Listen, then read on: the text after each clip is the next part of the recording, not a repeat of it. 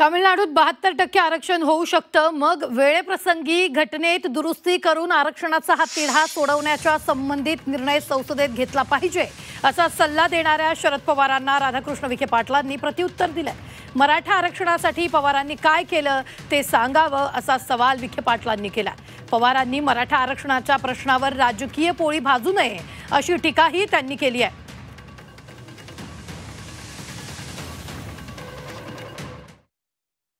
आज आरक्षण द्यायचं म्हणल्यानंतर चर्चा ही होते की सुप्रीम कोर्टाची मर्यादा आहे, म्हणजे खरं आहे सुप्रीम कोर्टाचे काही निकाल आहेत 50%च्या 52%च्या पेक्षा अधिक आरक्षण नको आहे। पण दुसऱ्या बाजूला तामिळनाडूसारखं राज्य आहे की त्या राज्यामध्ये 72% आरक्षण दिले आणि ते 72% आरक्षण सुप्रीम कोर्टात टिकलं। जर 72% आरक्षण तामिळनाडूमध्ये राहू शकतं तर वेळप्रसंगी घटनेमध्ये दुरुस्ती करून सुद्धा हे आरक्षणाचा हा जो तिढा आहे हा सोडवण्याच्या संबंधीचा निकाल हा संसदेमध्ये घेतला पाहिजे।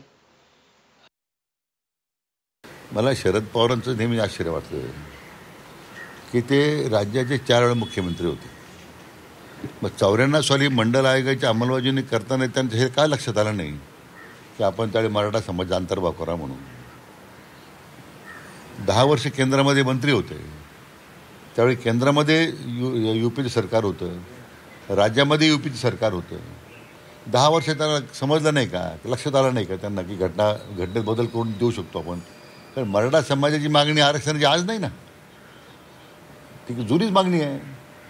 म्हणजे आपल्या स्वतःकडे ज्यावेळी जबाबदारी होती त्यावेळी ती जबाबदारी पूर्ण केली नाही।